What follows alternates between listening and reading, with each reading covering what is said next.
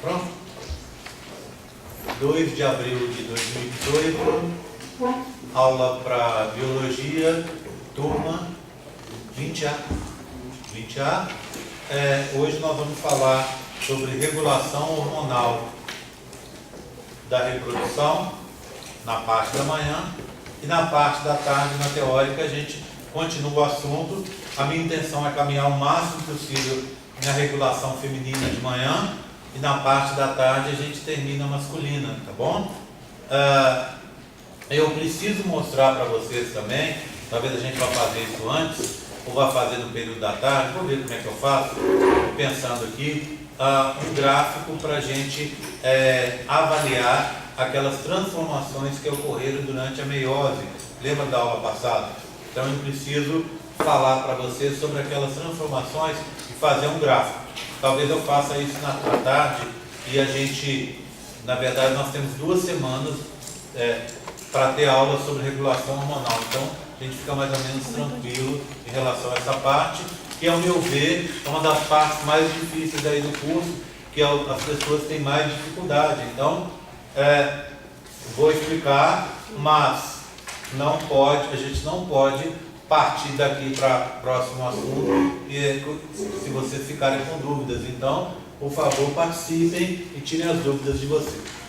Esse é um modelinho que tinha ficado, ele foi feito na semana passada, então eu não cheguei a mostrar a vocês. É só um modelinho de uma tuba para que a gente possa fazer uma revisão das regiões da tuba, não é isso? Da tuba uterina. Então o útero estaria do lado de cá. Você tem aqui em azul essa região que está atravessando a parede do útero, que a gente chama intramural ou junção útero-tubária. Depois você vai ter uma região em que esse útero ficou com um diâmetro mais reduzido, essa tuba ficou com o diâmetro mais reduzido, que a gente chama de istmo, e que aqui está indicado de verde. Depois você vai ter mais 2 regiões, está vendo? Essa indicada de amarelo é a região onde acontece a fecundação. A gente chama essa região de ampola. E por último, nós temos essa região indicada de roxo aqui, que é a região que está no fundo, no final, que a gente chama de infundíbulo. Fundo, né? Infundíbulo. Nessa região você tem esses prolongamentos aqui, que são as fibras, que servem para, esses prolongamentos digitiformes servem para varrer os ovários. O ovário estaria aqui, ó. Então ele vai ser varrido para que possa ser capturado o gameta feminino para ocorrer a fecundação aqui na região da ampola. Tudo bem? Então, aí fica um pouco mais fácil de recordar quais são as estruturas da tuba. Tudo bem com esse modelo? Tranquilo? Bem, já que eu estou falando disso, eu queria mostrar, antes de entrar na regulação propriamente dita, a estrutura do ovário. Então deixa eu ver se está aqui, como é que está. Deixa eu ver se eu acho algum aqui. Só um segundinho, gente. Deixa eu ver se ela está por aqui. Tá, mas não é isso que eu queria mostrar. Vamos então voltar para o começo. Eu mostro o modelo e explico a estrutura do ovário. E aí depois a gente vai falar de regulação propriamente dita, tá? Bem, então aqui eu tenho um ovário, né, grandão. O ovário, ele fica ligado ao útero por aquele ligamento que a gente chama de ligamento ovárico, não é isso? Então o ligamento sairia ligando o ovário ao útero. Então deixa eu tirar aqui, fixando esse ovário no útero. Então deixa eu tirar essa capinha. Então nesse caso aqui, ó, você teria o ligamento aqui e o útero do lado de cá. Bem, se você olhar o ovário, você vai ver que ele é composto de 2 regiões. Essa região central, onde estão os vasos de maior calibre, a gente vai chamar de região medular, tá vendo? Ó? Então aqui estão os vasos sanguíneos. E essa região de fora, que é a casquinha do ovário, né, a gente chamaria de córtex, região cortical. Por fora, o ovário vai ter como testículo, ele vai ter uma túnica albugínea, formada por colágeno um arranjo tridimensional. Então, um arcabouço bem fortalecido para proteger esse ovário que está aqui. Bem, se você... Onde que é o córtex? Córtex, essa parte rosa aqui, ó, tá? Toda essa parte rosa. Essa parte que envolve a medula, que é a região vermelha. No córtex é um tecido conjuntivo. Então aqui você tem vários vasos sanguíneos de menor calibre, vários capilares que vão irrigar as estruturas que estão aqui. Se você olhar, você vai ver várias estruturas no ovário, tá vendo? Na região cortical. Essas estruturas, cada uma dessas estruturas, com exceção dessa e dessa aqui, ó, essas estruturas são chamadas de folículos ovarianos. O que seria o tal do folículo ovariano? É a célula reprodutiva. Lembra da linhagem espermática que a gente aprendeu na aula passada? Que é o que? A célula reprodutiva é em fases diferentes de formação. Tá? Então você tem a célula reprodutiva feminina aqui em fases diferentes e células acompanhantes. Essas células acessórias a gente vai aprender depois, mas basicamente elas são de dois tipos: folículo ovariano. Então, células foliculares, a célula do folículo. Essas células foliculares, elas têm no interior delas um punhado de grãozinhos, tá? É por isso de grânulos de secreção. Por isso essas células foliculares também são chamadas de células da granulosa. E existe um segundo grupo de células que a gente chama de células da teca. Lembra lá da botânica? Teca é revestimento, não é isso? Então você tem um revestimento externo que vão ser formados por células que chamam células da teca. Em resumo, no folículo ovariano você tem o gameta feminino em fases diferentes de formação, de diferenciação, não é isso? Você tem células foliculares e você vai ter as células da teca. Tudo bem? Tranquilo? A maioria, se a gente olhar no ovário, eles estão sempre na região do córtex, tá? Na região indicada aqui de rosa. Se você olhar no ovário, principalmente aqui na periferia do córtex, perto da túnica albuginea, você vai ver milhares de estruturinhas de folículos bem pequenininhos. Esses folículos são chamados de folículos primordiais. Vamos anotar? Anotar aqui no cantinho. Folículo primordial. É o primeiro deles, tá? É o mais comum. Então vamos anotar. Mais comum, situado próximo à túnica albuginea.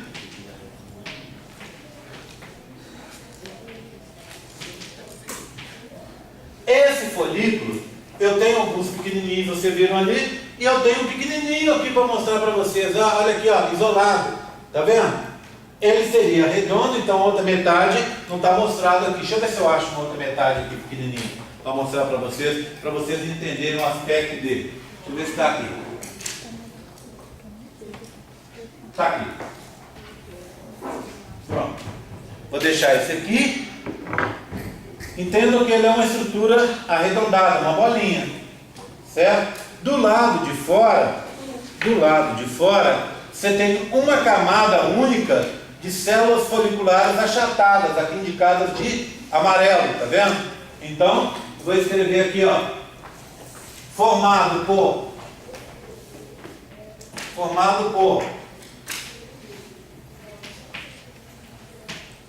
uma camada de células foliculares.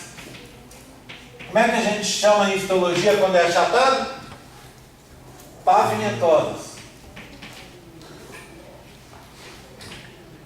E internamente você vai ter, olha aqui, ó, o citoplasma aqui em transparente e essa bolinha aqui que seria o núcleo, tá vendo? Então essa região que está aqui, ó, é o que? O gameta feminino. Que nesse caso, lembra da paradona? Ovócito 1 estacionado em dictióteno. Em outras palavras, esses aqui, ó, são os folículos de reserva que você, menina, tem. Lembra que eu falei que você nasce com 300 mil desse por ovário? Falei isso na aula passada? Então, são essas estruturas que você tem. São as menores de todas e mais periféricas. A cada ciclo, um grupo desses folículos vai ser reativado. Em torno aí de uns, arredondando aí, uns 20 por ciclo. Ele é reativado, começa a se diferenciar e daqui a 3 ciclos ele vai terminar a diferenciação dele. Em outras palavras, sabe o folículo que você está tendo ovocitação, que o pessoal popularmente chama de ovulação? Nesse período, ele começou a ser reativado há 3 ciclos atrás, ou seja, em torno de uns 90 dias, tá bom? Então imagina, hoje nós estamos em abril, né? Dia 2 de abril hoje. Então, abril, maio, junho. O folículo que você vai usar em julho seria o folículo, ou no final de junho, seria o folículo que está sendo ativado agora, reativado. Tá? Aí quando ele é reativado, ele vai deixar de ser folículo primordial, vou deixá-lo aqui, e vai virar um folículo maior. Esse folículo maior a gente chama de folículo primário. Vou anotar aqui, ó, folículo primário. Primário. O que você tem nesse folículo primário? Ele foi reativado, não é isso? Ou seja, saiu do dictióteno, que é a parada, não é isso? Que é a paradona que eu falei lá na prófase 1. Então ele saiu do dictióteno e aí você tem uma média, mais ou menos, uns 20 por ciclo. São reativados. Ele é formado como? Constituição dele. Vou começar assim, ó. Você tem um gameta feminino, tá? Não em dictióteno. O que eu quero dizer com isso? Ele terminou o dictióteno, saiu dali. Ele vai passar pela prófase 1, prometáfase 1, metáfase 1, anáfase 1, telófase 1. Aí ele entra na segunda meiose, prófase 2, prometáfase 2 e pararia. Ele não estaria ainda na metáfase 2. Então ele está entre a prófase 1, vou escrever aqui, ó, entre a prófase 1 e a prometáfase 2. Prometáfase 2. Não chegou na metáfase, isso que eu quero dizer. Bem, o que você tem nele ainda? Vou levantar a tela aqui, tá? Você vai ter células foliculares cúbicas em várias camadas. Aqui, deixa eu mostrar um para vocês. Que eu tenho um, ó, olha lá. Tá vendo? Antes era uma camada só achatada, igual eu mostrei para vocês. Agora as células estão de bolinha, tá vendo? Então você tem o quê? Várias camadas de células cúbicas, né? Célula redondinha ou célula cúbica, tá? O gameta feminino está aqui, ó. ele não está mais na prófase 1, já saiu dela, mas ainda não chegou na metáfase 2, tá bom? Tá vendo que eu não tenho colócito? Lembra que no final da primeira divisão forma o colócito 1, aquela célula para descarte do material genético? Ele não está aqui, ó. Vocês vão ver na próxima que ele está presente. Já que ele não está aqui, ele ainda está na meiose 1, ele não terminou a meiose 1, tudo bem? E se formou uma região vermelha aqui, tá vendo? Essa região vermelha é chamada de zona pelúcida. Forma-se a zona pelúcida. O que seria a zona pelúcida? É uma membrana formada por glicoproteínas, ou seja, ela é carboidrato com proteína. Ela só tem 3 constituintes que a gente vai aprender depois. A gente chama esses constituintes de ZP1, de zona pelúcida 1, ZP2 e ZP3. Para que serve essa zona pelúcida? Para várias coisas. Entre elas, a zona pelúcida está envolvida com o processo de fecundação. É a zona pelúcida que controla a fecundação. Tudo bem? Tranquilo? A gente vai aprender na semana que vem ou na outra. Tá bom? Quem forma essa zona pelúcida, essa estrutura vermelhinha que a gente tem aqui, ó? Essa zona pelúcida, segundo os pesquisadores, ela é formada pelo próprio ovócito que está aqui ou pelas células foliculares. Provavelmente tem contribuição de ambos, tanto o ovócito 2, ovócito 1 e ovócito 2, quanto das células foliculares aqui que estão do lado. Tudo bem? Tranquilo? Então agora eu vou mostrar para vocês. Então esse seria um folículo primário inicial. Tá vendo? Inicial. Eu tenho aqui do meu lado um folículo primário mais evoluído. Olha lá, ó. Já tem aqui, ó, essa célula aqui, ó, em laranja. O que seria isso? O colócito 1. Significa que esse que está aqui, ó, já é um ovócito 2. Concorda? Ele está na prófase ou na prometáfase. Mas ainda não chegou na metáfase. Olha o que eu escrevi. Né? Então está ele aqui. Então se tem colócito 1, já não é mais ovócito 1, é ovócito 2. As células foliculares estão aqui. Mas agora começaram a aparecer umas células verdes, está vendo? Verde claro e verde escuro. Essas células vêm do próprio ovário. Então, vai se formar, forma-se externamente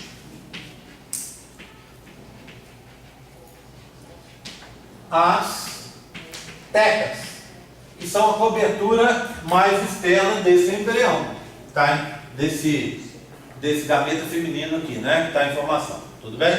Então tá elas se formando aqui, certo? Bem, então esse é o folículo primário. Vamos dar uma olhada no folículo secundário para a gente ver o que acontece nele. Se eu tenho primário, né? Eu tenho primordial, tenho alguns primários, alguns deles vão se diferenciar, continuar a diferenciação, menos, né? São menos de 20, porque desses 20, alguns morrem no processo, não vão à frente. Se não tem algum problema, não vão à frente. Então, eu vou ter uma quantidade menor de folículos secundários. O que acontece com esses folículos? Eles são maiores, tem toda a estrutura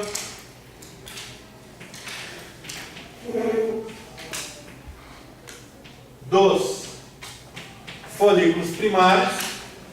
Então, tudo que tem no primário tem nele. Vamos dar uma olhada em um? Olha aqui, ó. Bem maior, tá vendo? Bem maior que o primário. Primordial é menor que o primário é maior que o primordial e o secundário é maior que todos os dois.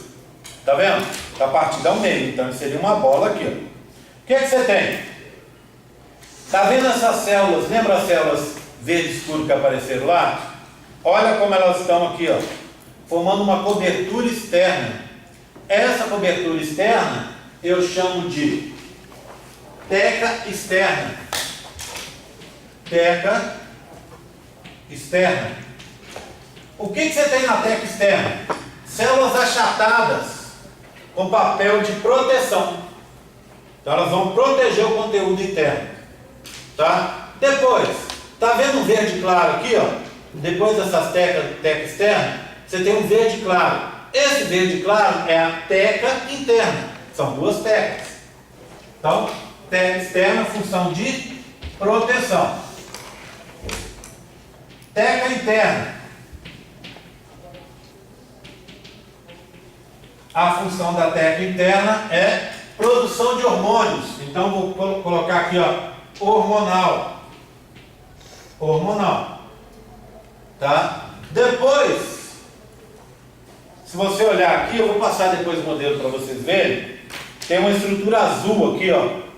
Essa estrutura azul é uma membrana basal. Então, separando a teca externa e a teca interna do restante, tem uma membrana basal.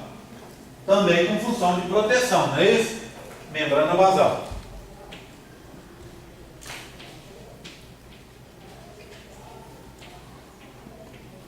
Vamos pôr as cores aqui, ó. Verde escuro.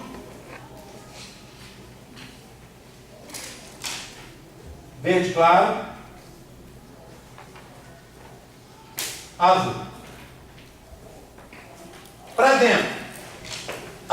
Em amarelo, as células foliculares ou da granulosa estão presentes aqui, ó. Já estavam no osso. Então, depois, células foliculares, chamadas também de células da granulosa, porque elas têm grãozinhos de secreção no seu interior. Elas estão indicadas no modelo de amarelo. Amarelas. Depois, em vermelho. A região em vermelho é a zona pelúcida. Zona pelúcida. Que está indicada em vermelho. Mais interno. Tá vendo? Vermelho. E depois você vai ter o gameta feminino. Que nesse caso aqui, como eu já tenho o colócito 1, é o... Deixa eu colocar aqui, ó. Colócito 1. E o gameta feminino, que é o ovócito 2. Aonde? Em prófase 2 ou prometáfase 2. O que eu tenho de diferente neles? Nesse aqui. Uma série de cavidades, está vendo? Ó, cheio de cavidades, cheio de líquidos, cheio de água, que é filtrado do plasma sanguíneo, do sangue que está aqui em volta lá no conjuntivo. Então, faça essas cavidades e elas ficam cheias de água, de líquido, né? Um líquido aquoso que vem do plasma sanguíneo. Essas cavidades vão formar o que a gente chama antros foliculares. Então as cavidades são os antros foliculares. Pronto. Tá vendo? Então esses são os folículos secundários. Tudo bem? Então eu tenho primordial, primário e secundário. E agora um último folículo, que é o folículo terciário. Como é que funciona o folículo terciário? No folículo terciário, então, ó, folículo terciário. O que você vai ter no folículo terciário? Ele é maior de todos. Ele é o maior, tá? Normalmente você vai ter,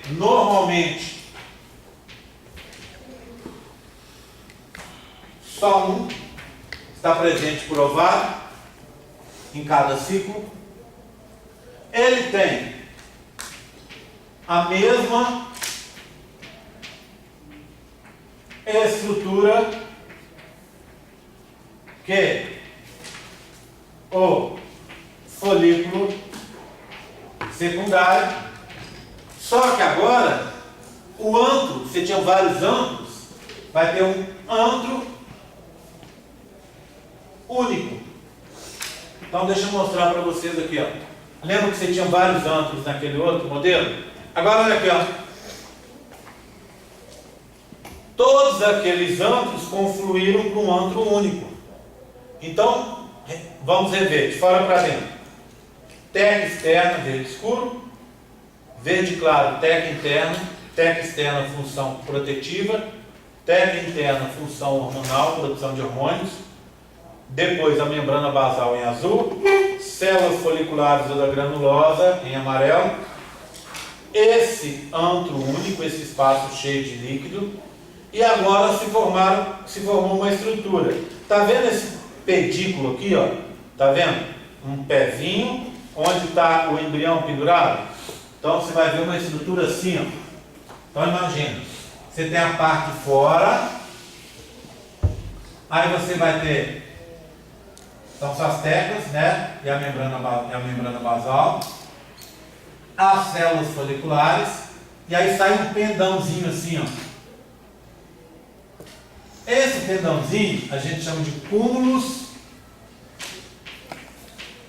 óforos. Se escreve normalmente assim em latim, tá? Cúmulos óforos. Mas em alguns livros, em alguns lugares, vocês podem ver isso aportuguesado como cúmulo óforo, ao invés de PH com F, cúmulo óforo ou cúmulos óforos.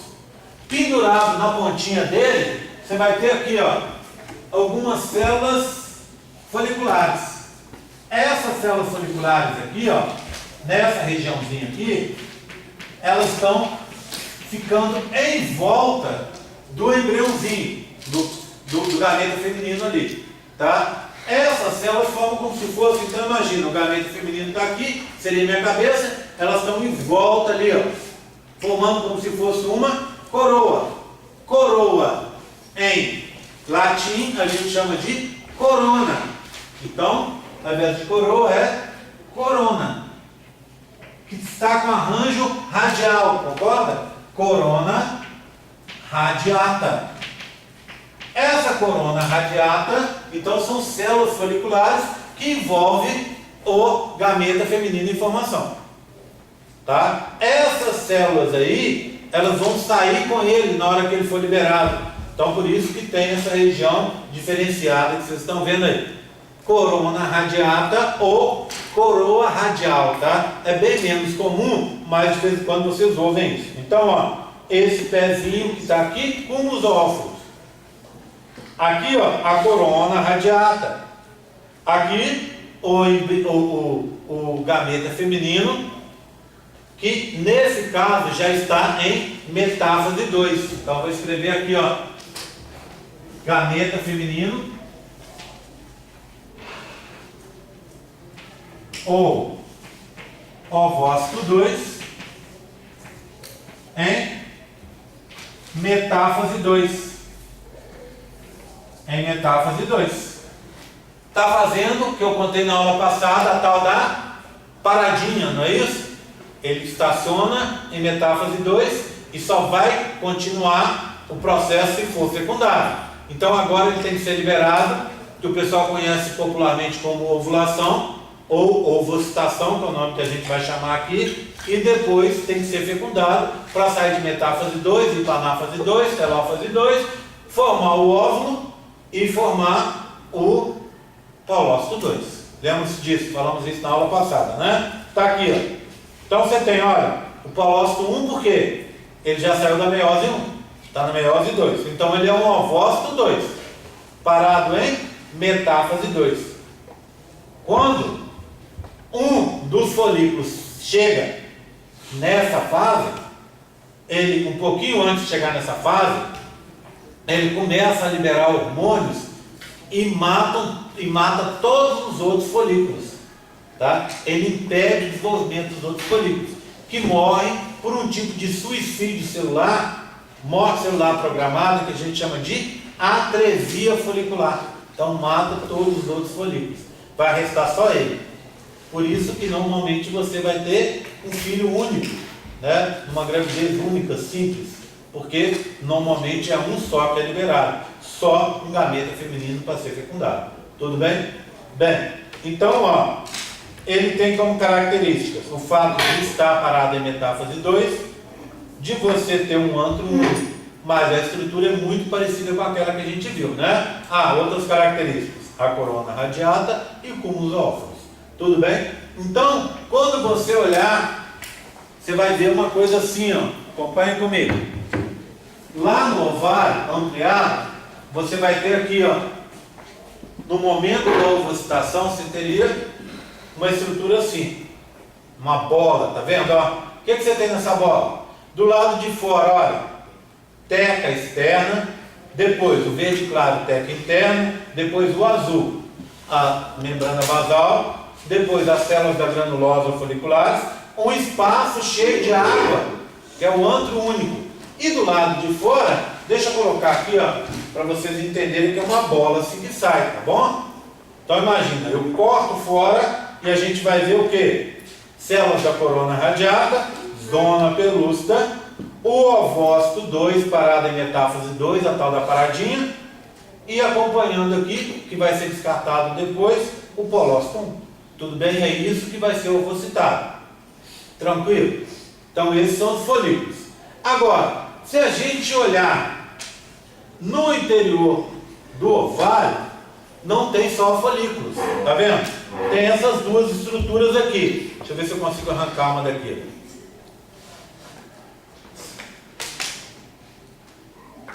Vai sair. Alguém tem uma caneta aí para me ajudar a puxar? Presta só uma pontinha da sua caneta, talvez dê certo. Só para fazer um. Tá vendo? Pronto, tira. Obrigado. Então olha aqui, ó. Tem uma estrutura aqui, tá vendo? Que estrutura é essa? Essa estrutura é o chamado corpo lúteo ou corpo amarelo. Vou anotar aqui, ó, aqui embaixo. Corpo lúteo, aqui em cima. Corpo lúteo ou corpo amarelo. O que seria esse corpo amarelo? É uma glândula provisória que é formada pelo que sobrou da ovocitação. Então imagina, saúde. Você ovocitou, você ovulou. Isso aqui foi embora. Corona radiata, zona pelúcida, polócito 1 e o gameta feminino ovócito 2 em metáfase 2. O que sobrou para trás? Isso aqui, ó. Então o que você tem? Teca externa, teca interna, membrana basal e células da granulosa, ou células foliculares. Isso ficou para trás. E aí ele estava cheio de líquido. Quando isso vazou, isso aqui saiu, isso aqui ficou para fora, ele fica na superfície do útero, do ovário, e aí ele vaza o líquido que está ali. Então ele vai fazer isso aqui, ó, vai dar uma murchada. Tá pequeno? Eu tenho um dele maior. Olha aqui, ó. Tá vendo? Então ele deu uma murchada, tá vendo? Ele deu uma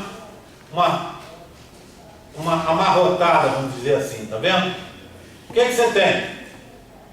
Teca externa, teca interna, membrana basal e células da corona radiata. Esse é o corpo lúteo. O que esse corpo lúteo faz? É uma glândula provisória que vai produzir os dois hormônios importantes para a gravidez. Quais seriam eles? Estrógeno e progesterona.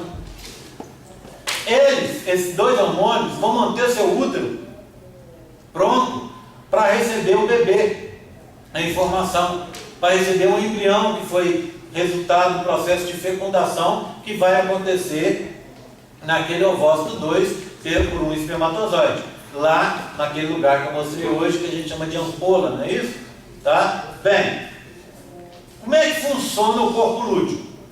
Ele tem dois tipos de possibilidades de funcionamento. Se você não for fecundada no ciclo, o corpo lúteo dura até o final do ciclo. até mais ou menos o 25º, 28º dia, ele morre. Por quê?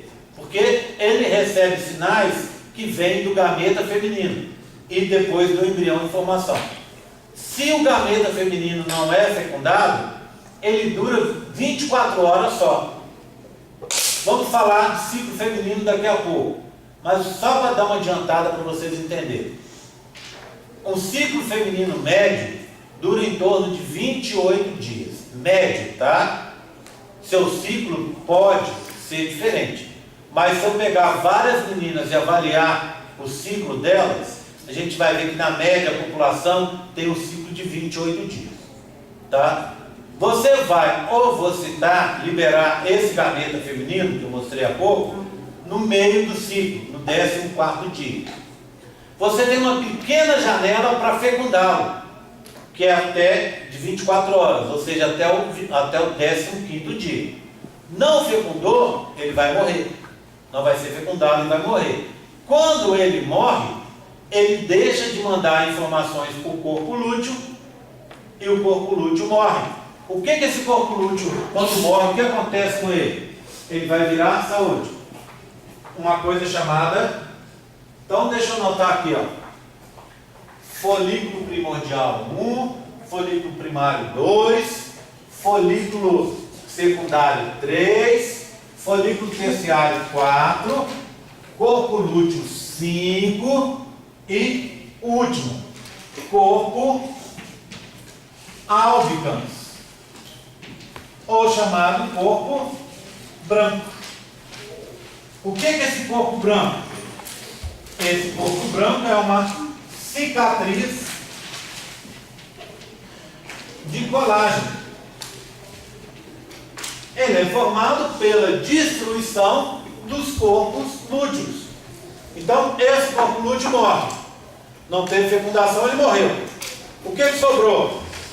Uma cicatriz de colágeno, tá vendo? Clarinha assim, ó, só colágeno. Esse é o corpo albicans. Albicans em biologia quer dizer branco. Então, corpo branco. Se eu fizer um ultrassom no ovário de vocês, meninas, aí, né, vai dar a presença de vários desses corpos brancos. Por quê? Você forma no ciclo atual um corpo branco, no ciclo anterior você formou o outro, no outro você formou o outro e tal, e assim sucessivamente. Eles levam, como é uma cicatriz de colágeno, e o colágeno é bem inerte, e é um tecido, é uma molécula muito resistente, ele vai levar meses para ser destruído. Dizem alguns autores, inclusive, que restinhos desse colágeno vão permanecer dentro do seu ovário para sempre, para alguns autores. Outros já dizem o contrário, que depois de alguns meses ele desaparece totalmente, tá? Bem, tudo bem? Corpo albicans, resultado da destruição desse corpo lúteo. Mas voltando ao corpo lúteo, eu disse a vocês que ele tem duas possibilidades. No ciclo, se você não foi fecundada, ele morre no final do ciclo, um pouco antes de vir a menstruação. Concorda comigo? E se você for fecundado, quanto tempo ele dura? Ele dura até o final do primeiro trimestre. Então ele dura 3 meses. Tá? E depois ele vai ser substituído pela placenta. Então ele dura produzindo progesterona e estrógeno 3 meses. Depois desse período, a placenta já se formou e já está na sua configuração definitiva, praticamente. O que acontece com ela? Ela já tem uma produção de progesterona e estrógeno. E lembra, a placenta está bem do lado do embrião que está se formando. Depois vai virar feto, não é isso? Então o que acontece? Fica mais fácil ela controlar o processo é controlado ali de perto, do que você controlar a produção de hormônios lá no ovário, que está mais distante. Então depois de 3 meses, o corpo lúteo desaparece e vai virar um corpo branco. O que significa? Significa, por exemplo, se a menina tiver um câncer de ovário, que foi detectado enquanto ela está grávida, ela não pode retirar os ovários até completar os 3 meses, senão ela perde o bebê em formação, né?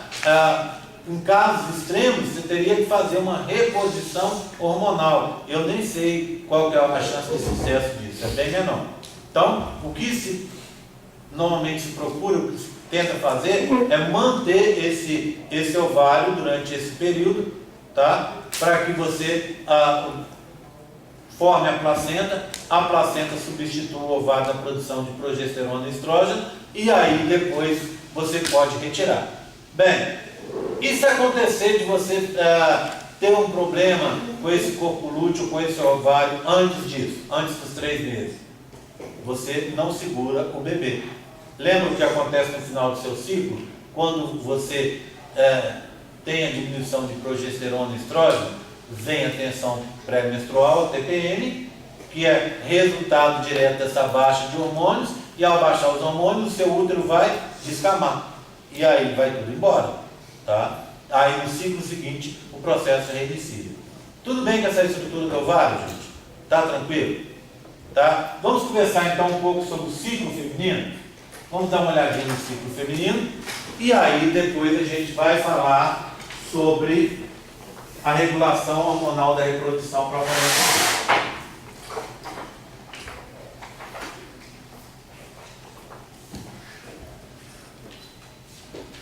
Bem, um ciclo médio é de 28 dias, acabei de falar, né? Então, a reprodução feminina funciona em ciclos, é diferente da masculina, igual nós começamos na aula passada.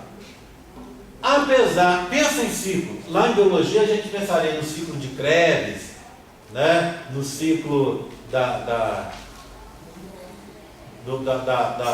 pentoses e tal, a gente pensaria em ciclos assim. O que acontece com o ciclo? O que caracteriza o ciclo? Se você pegar, por exemplo, o ciclo de Krebs, é um ciclo que você poderia começar em qualquer ponto. Se eu for descrever o ciclo de Krebs para você, eu poderia começar com a fase de 3 carbonos, mas eu poderia começar em outra fase, concorda? Que dá no mesmo. Por quê? Porque, na verdade, ele repete, ele vai sempre se repetindo, é um ciclo. Tá? Só que o ciclo feminino, ele tem uma diferença. Esse ciclo feminino, ele tem um começo. Tá? Ele vai começar, deixa eu pular aqui, ó, no dia 1º do ciclo. O primeiro dia, o dia 1. Tá? A gente estabelece o dia 1 como o dia do início da sua menstruação. Poderia estabelecer o outro dia como dia 1, concorda comigo? Não teria problema. Mas foi convencionado que o primeiro dia do ciclo é o dia da sua menstruação, que o ciclo começou na sua menstruação. Então, no momento que você menstruar, começou um novo ciclo. Tá? Bem, por que isso? Alguém tem ideia? Por que a gente não faz diferente? Porque para os médicos fica muito mais fácil definir o início do ciclo como o dia da menstruação, porque imagina, o médico está lá, na primeira consulta, a menina chegou e está grávida, ela quer fazer a primeira consulta do pré-natal com o médico. Então ela vai chegar e vai perguntar, o médico vai perguntar para ela o seguinte: que dia que foi a sua última menstruação? Por que ele pergunta isso? Ele deveria perguntar assim: que dia que esse menino foi concebido? Concorda? Qual foi o seu último dia fértil? Concorda? Mas isso é praticamente impossível de se saber. Por quê? Porque para a maioria das mulheres, o dia fértil passa desapercebido. Não que não existam sinais, existem vários sinais. E a gente vai falar, ao longo dos hormônios, a gente vai falar aí de vários sinais que acontecem. Por exemplo, algumas meninas têm uma dorzinha aqui no meio da barriga, como se fosse uma pequena cólica, quando vão, eu vou citar, liberar o gameta feminino, no dia fértil dela. As suas mamas se alteram, você fica com mais desejo sexual, tá? Você produz mais muco na vagina, certo? Então existe uma série de sinais tá? Uma série de sinais que vão desde sinais comportamentais, com aumento da libido, dessa vontade sexual, a sinais físicos, certo? E isso é bacana que toda menina conheça, porque assim ela pode evitar uma gravidez indesejada. Concorda comigo? Se seu corpo te dá vários sinais indicando que aquele dia é o seu dia fértil, você, se tiver algum ato sexual naquele dia, você tem que fazer uma proteção maior.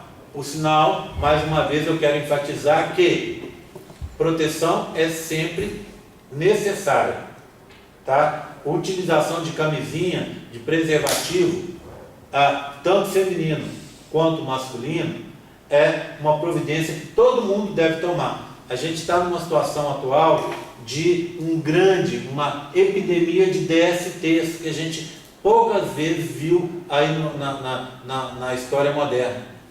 DSTs, gonorreia, sífilis e mesmo AIDS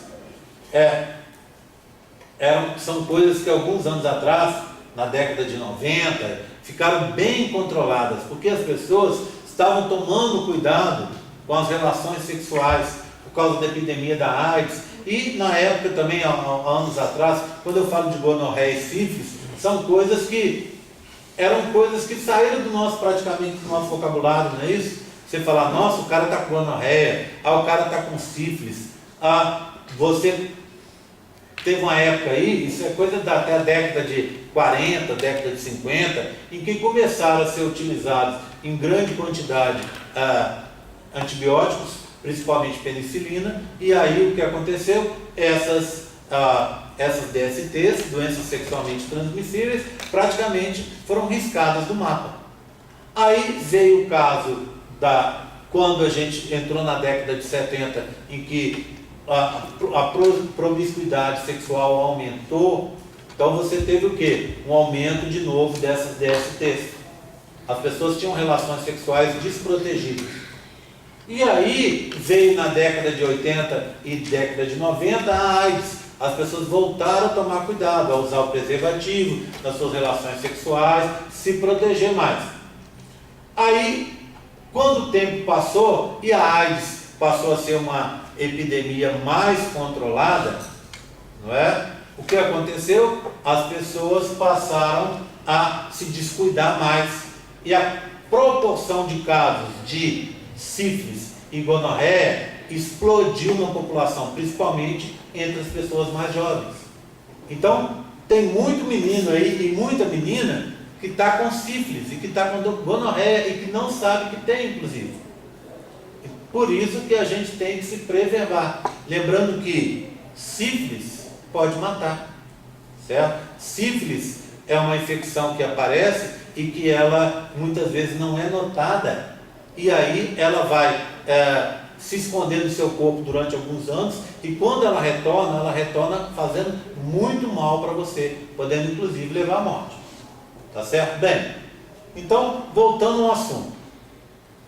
O ciclo feminino, ele começa no dia 1º. Por quê? Porque é mais fácil detectar quando você menstruou pela última vez. É mais fácil você contar para o médico, quando chegar na sua primeira consulta de pré-natal, qual foi o último dia que você menstruou. Por quê? Porque é mais fácil de marcar. A história da ovocitação, essa história da dorzinha, do incômodo, nem todo mundo conhece, nem todo mundo observa, né? As pessoas têm que conhecer mais o seu corpo, a sua sexualidade, para evitar esse tipo de problema, uma gravidez indesejada, por exemplo, né? Bem, então aí você chega no médico e ele vai te perguntar para você, querida, quando foi a sua última menstruação? Aí você vai lembrar, pelo menos se aproximar daquela data ali da última menstruação. E para facilitar, então, ficou definido a data da menstruação como o dia inicial do ciclo. Tá? Então, o dia 1º do ciclo é o dia da menstruação. O que acontece? Essa fase, está aqui, ó, fase menstrual.